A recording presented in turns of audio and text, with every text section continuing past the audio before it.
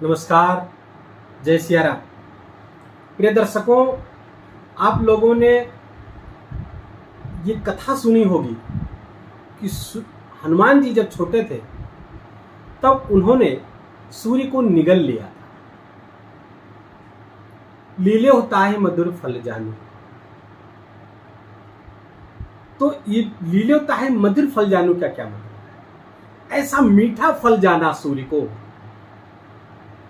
बाल्यावस्था में कि हनुमान जी ने उनको निगल लिया।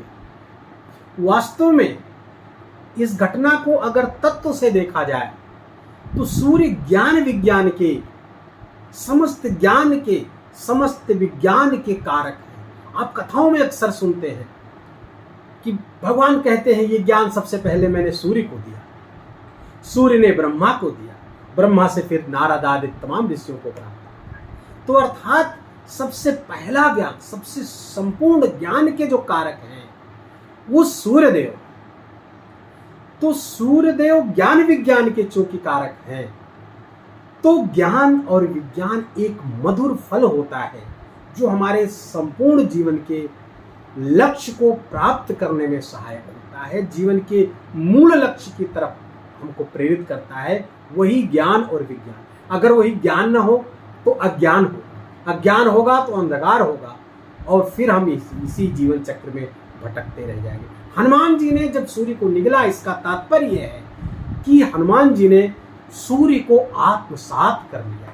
सूर्य ही उनके गुरु है और अपने गुरु के ज्ञान को उन्होंने पूरी संपूर्णता में आत्मसात कर लिया। आपको ये भी पता होगा कि जब सूर्य को गुरु बनाने की बात हनुमान जी ने की तो सूर्य जी ने कहा, सूर्य भगवान ने, कि हम तो रुकते है ही नहीं एक सेकंड के लिए, तो हम आपको कैसे ज्ञान दे सकते हैं।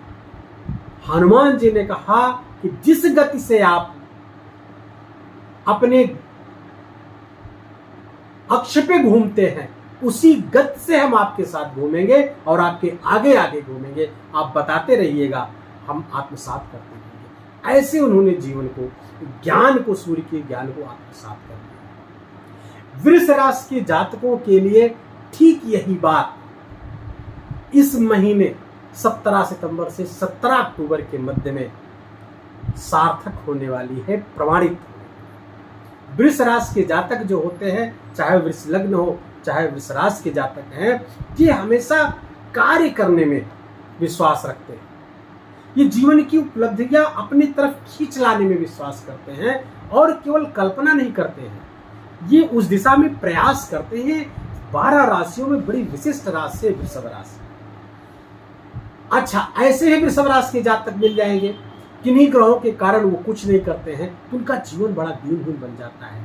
लेकिन ऐसे वृषभ राशि के जातक जो पुरुषार्थी है, परिश्रमी है, वो जीवन की बहुत ऊंची सामान्य जीवन में रह करके भी, आप कृष्ण भगवान को देख, वृष लग्न में जन्म हुआ,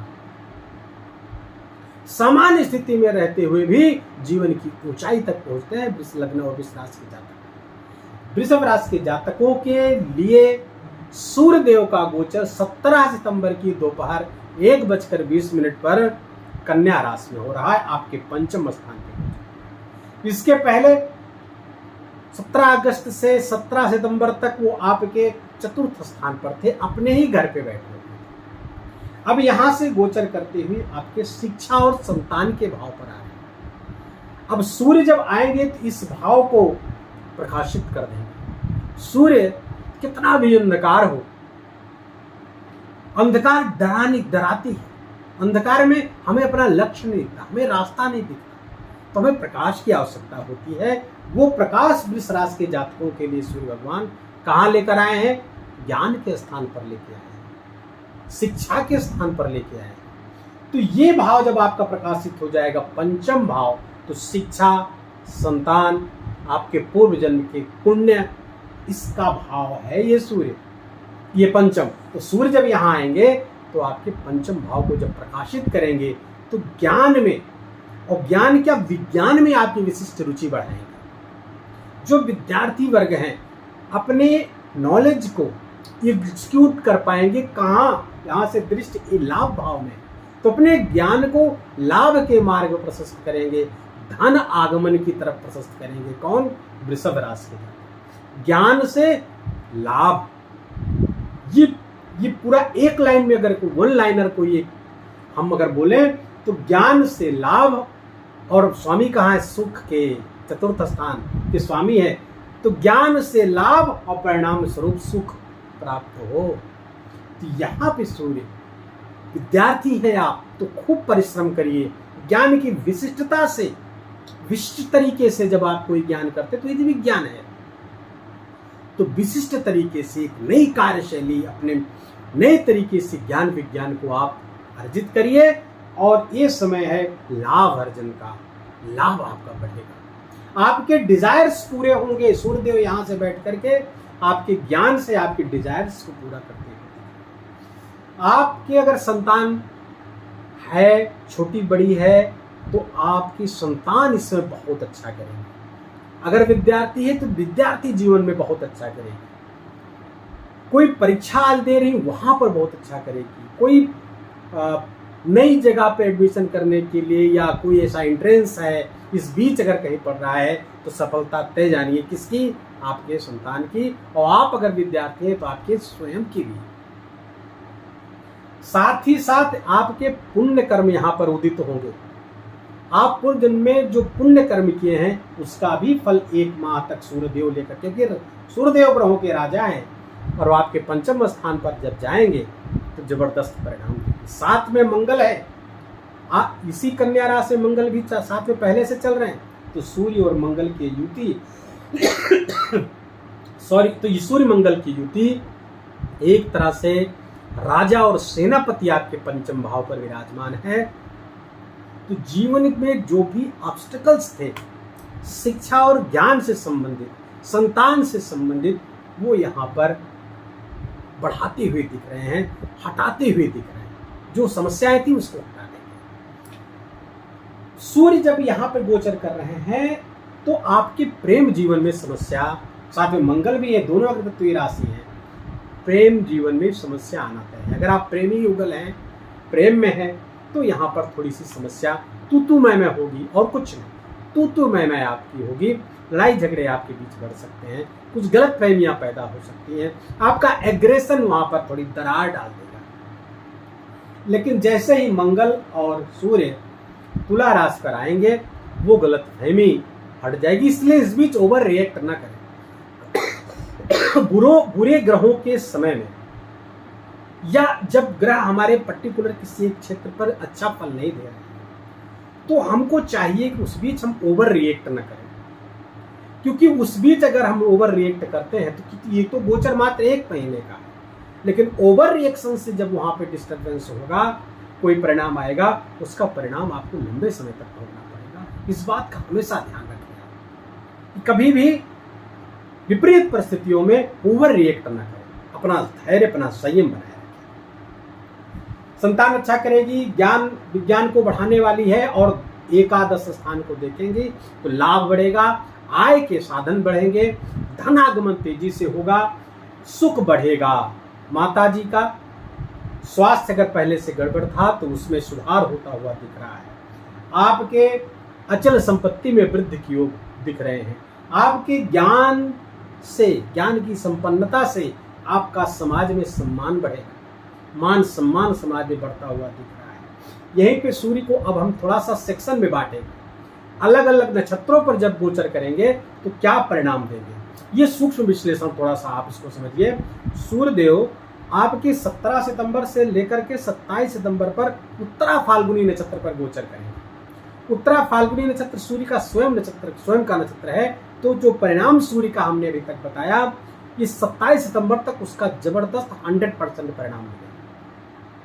लेकिन यही ये सुख बढ़ाएंगे आपका, क्योंकि यहाँ के स्वामी है, यहीं पे आप गोचर करेंगे, नक्षत्र वाइज नक्षत्र यहाँ का गोचर करेंगे तो सुख बढ़ाएंगे आपका, माता का सुख बढ़ाएंगे, भूमि भवन वाहन का सुख बढ़ा देंगे। आपको वाहन लेना चाह रहे थे, कोई प्रॉपर्टी लेना चाह रहे थे, कोई लैंड खरीदना चाह रहे थे, तो उस बीच आपको इस बीच 1 महीने में आप उसको खरीद सकते हैं।